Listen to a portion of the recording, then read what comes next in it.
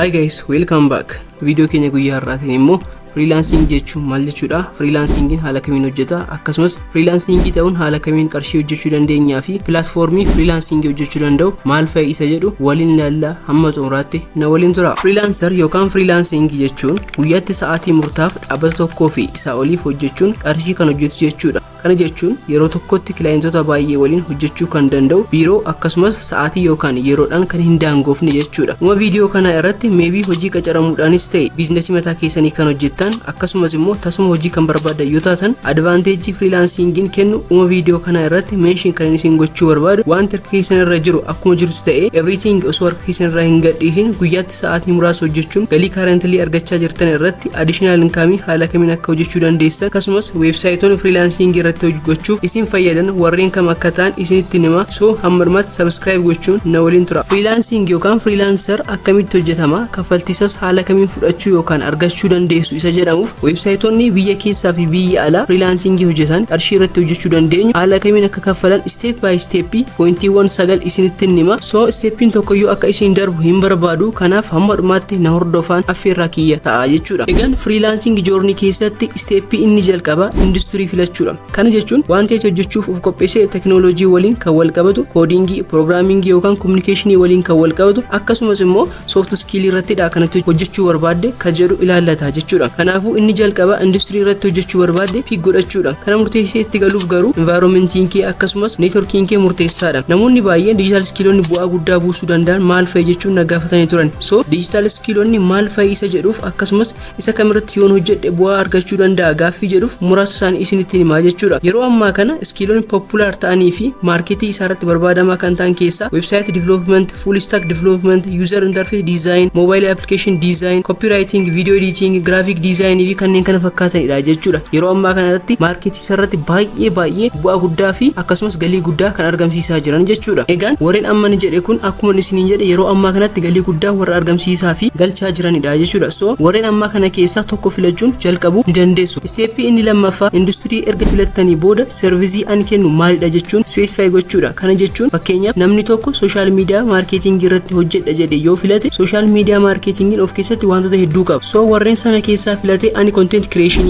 adii yookaan immoo social media management hojjechuun tokko isaa erga filate easily hojjechuuf ittiin beekamuu ni danda'a jechuudha. Kanaaf servicii keessan specify gochuun income guddaa fi maqaa gaariitti argachuu ni dandeessu jechuudha. Kanaaf iyyuu wanta laattan yookaan servicii kennitan adda baasuun barbaachisaadha jechuudha. Inni sadaffaa freelancing journey keessatti hordofuu kan qabdan already skillii isaa erga godhatanii booda clientiin isin hojjettanii fi maal fakkaata yookaan ideal clientiin koo nama akkamiidha jechuun yaaduudha. Probably wanti kun faayidaa dhabeessa fakkaachuu danda'a garuu maaliif akka ta'e isinitti hima. Kunis clientiin isin hojjettanii fi demographiin isaa maal fakkaata jechuun barbaachisaadha. Sababni isaa clientii hedduutu marketii irra jira. So hunda isaanii faana immoo hojjechuu hin dandeessu. Keessaa filachuudhaan isa kamtu seeraan kaffalaa isa kamtu gaariidha jechuun adda baasuun barbaachisaadha. Koos kan seeraan hin kaffallee fi akkasumas amala fokkisaa kan qaban waan jiraniif jechuudha. Inni arfaffaa portfolio qopheessuu. Kana jechuun personalii keessan, identity keessan, iddootti dhuftan akkasumas bakka itti barattan like CV jechuudha. Experience keessan hojii kan irra hojjetan hunda iddoo tokkotti faayilaan qopheessuun iddootti display gootanidha jechuudha. Koos namni kamuu osoo hin qacariin dura portfolio keessan yookaan hojii kan irra hojjetan waan isin gaafatu faayilli kun dursee qophaa'uu qaba. Inni dabalataa social media keessan irratti hojii keessan post gochuu sana booda clientiin kamuu gaafa dhufe hojii kan irra hojjette yoo si gaafate linkii erguu hin dandeessu jechuudha. Kanaaf portfolio keessan faayilaan websaayitiidhaan social meediyaan qopheessuun dirqamadha jechuudha. Koos clientiin kamuu jalqaba gaafa dhufu portfolio waan gaafatuuf akkasumas immoo kana dura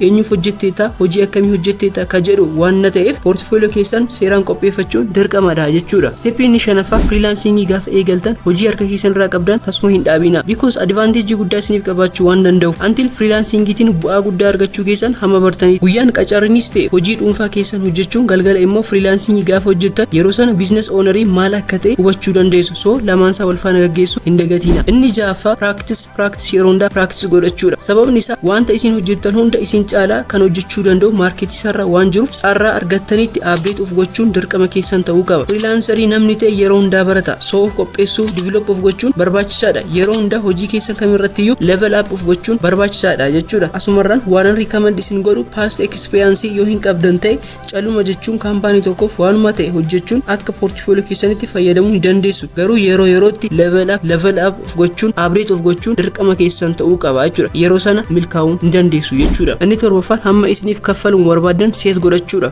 Kana jechuun iskeelii qabdan waan beektaniif dandeettii keessan irratti hundaa'uun namoonni biraa meeqa akka argatan market analyze gochuun barbaachisaadha. Sana booda akka iskeelii keessanitti gatii keessan seet godhachuu dandeessu jechuudha. Then after suutaan gatii keessan guddisaa yoo deemtan bu'aa isiniif qabaata. Kunis isin milkeessuu ni danda'a jechuudha. Inni saddeetaffaa connection bal'isuudha. Erga hojii kanaan baay'ee hojjettanii booda hojii advertise of gochuun osoo hin taane kan argattan. Kana jechuun kun akkuma jirutu ta'e hojiin kan isiniif dhufu referraliin waan ta'eef clientiin isin hojjettanii fi clientii kan biraa recommend gaafa isin godhudha. So meaningful relationship clientota waliin uummachuun barbaachisaadha jechuudha. Kun bu'aa isiniif qabaata hojii keessan irratti jechuudha. Inni salgaffaa yookaan steepii inni wanta hojjettan posti godha. Kana dura social media irratti kuma tokkoyyuu hojjettee hin beektu yoo ta'e akkasumas social media mataa kee hin qabdu yoo ta'e kana booda waanuma fedhe haa ta'u viidiyoo tokko lama hojjechuun maalirra akka jirtu maal akka si mudatee fi maal akka hojjechuu barbaaddu bahii odeessi. Yeroo sana gara milkaa'inaatti ni deemuu dandeessa. Sababni isaa sanumatu yeroo booda jaallatamaa fi creativity si taasisa jechuudha. Kanaafuu LinkedIn, YouTube, Instagram fi kanneen kana fakkaatan irratti waanuma fe'e ta'e gaariidha jettee kan itti amantu hojjedhu. Kana booda